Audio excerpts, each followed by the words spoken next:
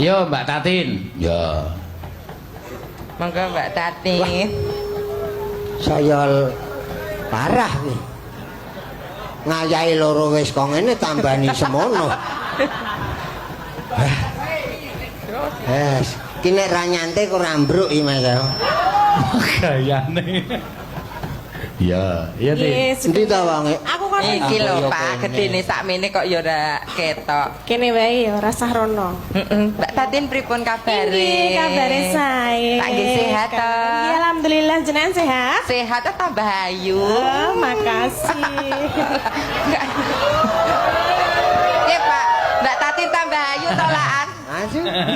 Kok ayu? Ayo kowe Kok mau nih azu ngono? Ayu. Oh, ayu. Saking ayune dadi ayu ngono. Azu.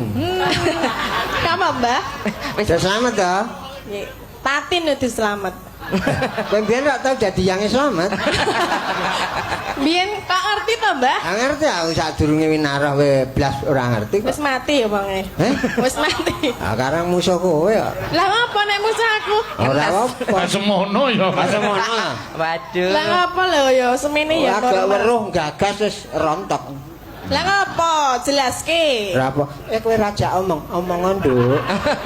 Kok kaya sentimen banget kowe. Nyawang rupane wegah meneh krungu suarane. Mula aku ki nek nyawang ya kur gegere nek aku. Ngapa lho Lek? Mbak Mimi. Kupinge kok disumpeli kapuk barang iki. Krungu pawartaku sindene Pak Senoki 15 cacahe sing pareng rawuh 8 dina iki. Maksudku nek aku ana ki menungso siji ki rasa kon mangkat. Wah, dilukir liyane. Maksudku ger ngono lho. Salahe apa to? Apa penjalukanku ki ngebot-botke wae Kene Pak, Ak dhewe